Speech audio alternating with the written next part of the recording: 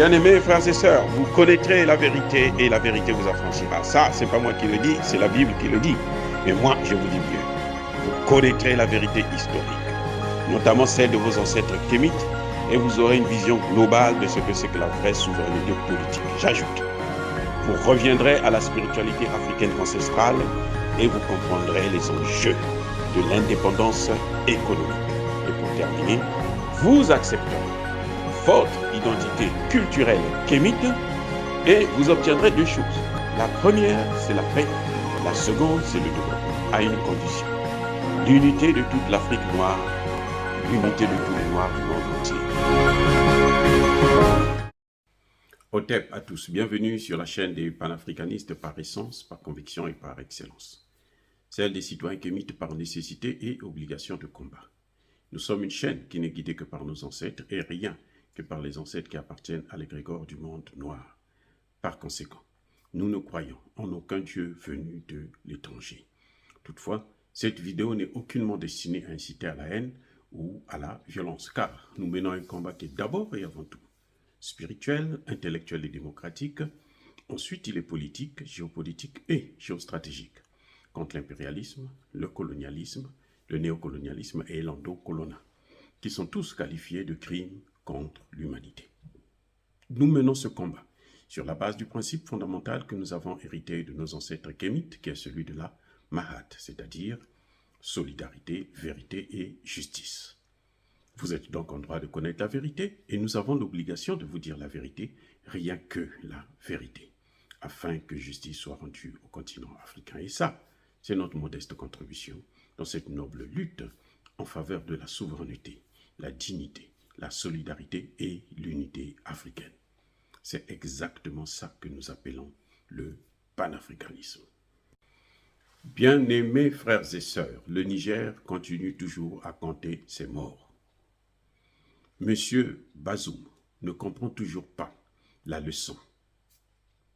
Il sait qu'on ne peut pas mener la guerre contre le terrorisme avec les créateurs du terrorisme, avec ceux qui entretiennent le terrorisme dans le monde, et notamment en Afrique ou dans le Sahel. Le terrorisme dans le Sahel est venu de la Libye. C'est les conséquences de la destruction de la Libye par les Occidentaux, les États-Unis, la France, la Grande-Bretagne, l'Allemagne et toutes ces puissances, le Portugal et tous les pays de l'OTAN. Ce sont eux qui sont à l'origine de la destruction de la Libye. Et le terrorisme a quitté la Libye, il est venu maintenant au Sahel.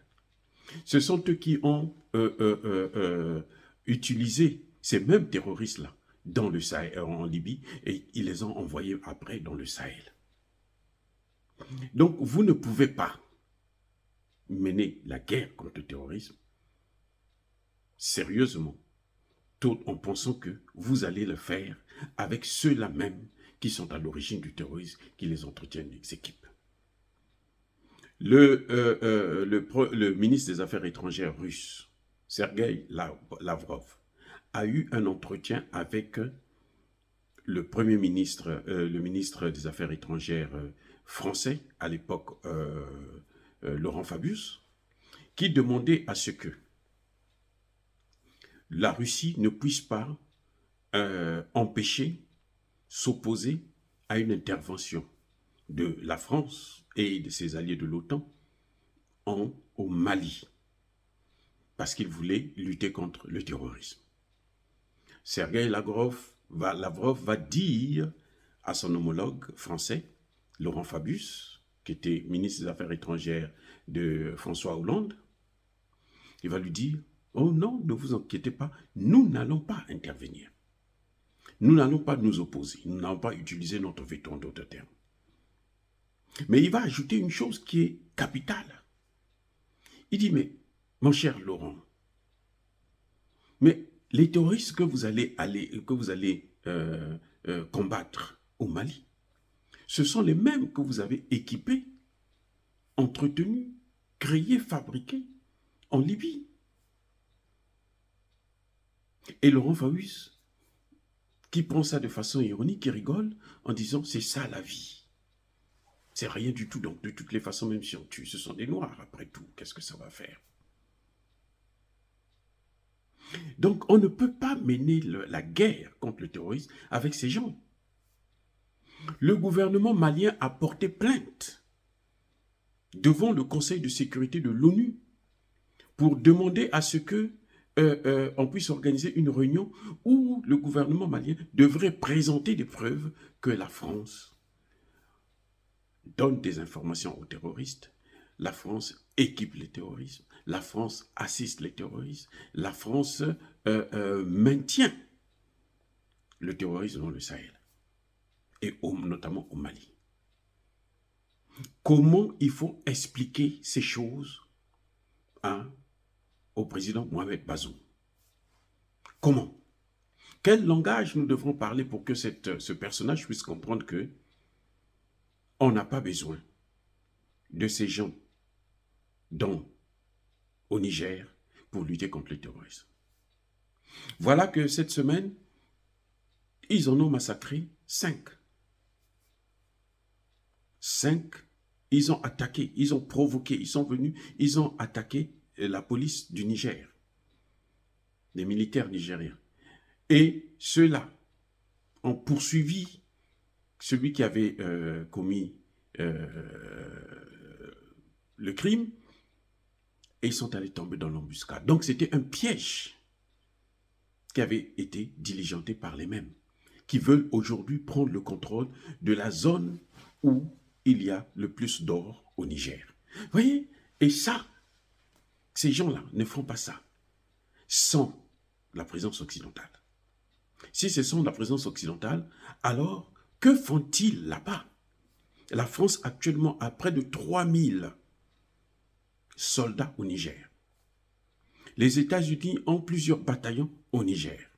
L'Allemagne, la Pologne et autres, ils ont des bataillons au Niger. Que font-ils?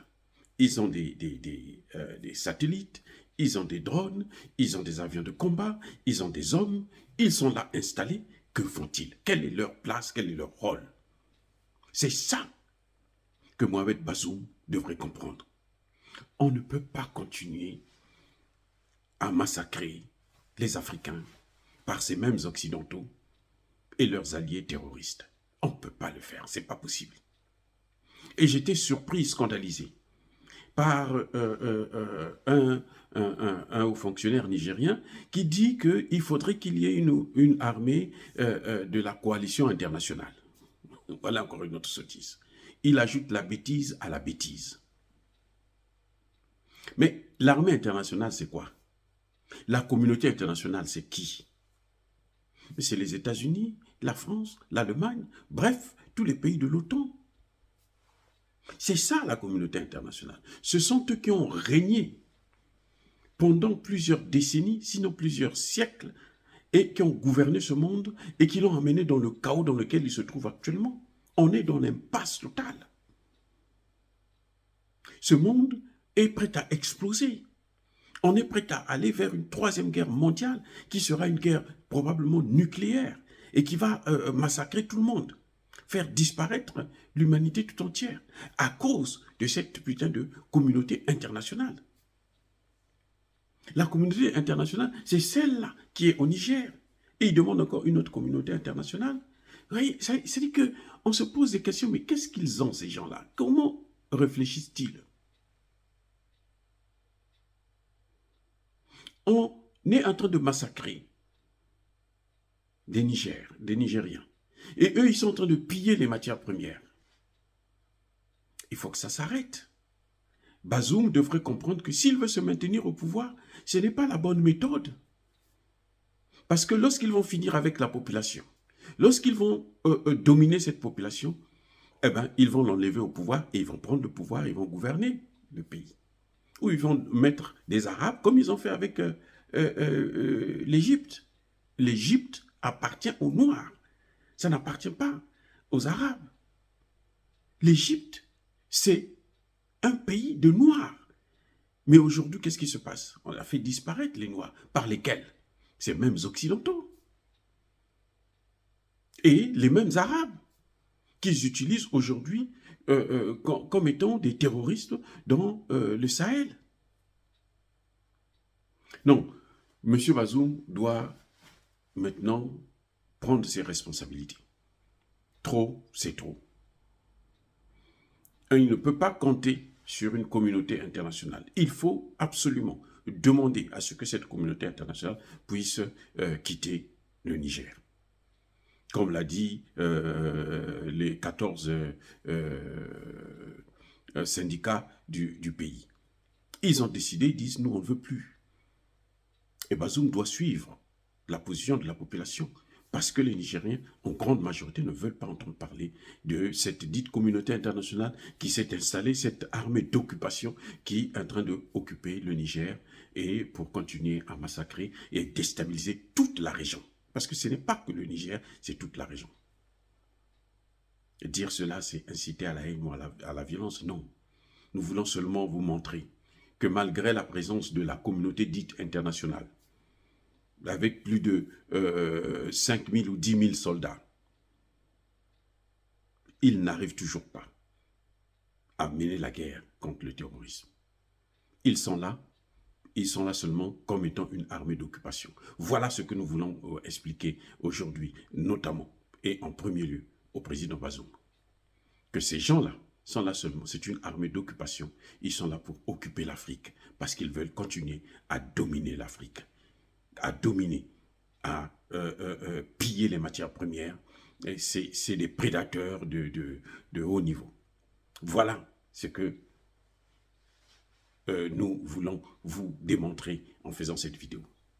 Mais on n'a aucune intention d'inciter à la haine ou à la violence. Nous voulons tout simplement qu'on puisse nous respecter notre souveraineté et arrêter de nous piller nos matières premières et en plus de cela, comme un gâteau sur la cerise, tuer les militaires comme on le voit aujourd'hui au Niger.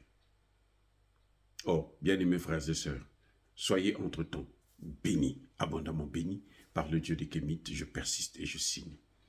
Mais que tous ceux qui persécutent, déstabilisent et pillent le continent africain, qu'ils soient noirs, blancs, arabes, chinois, indiens ou qui que ce soit, qu'ils soient maudits, punis, foudroyés, neutralisés, effacés, rayés par le Dieu des Kémites et par nos ancêtres angélisés.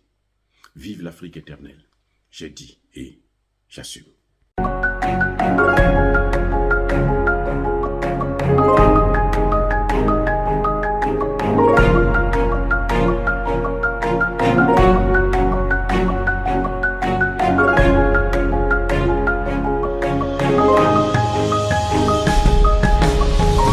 Eux, ils marchent par la foi et non par la vue.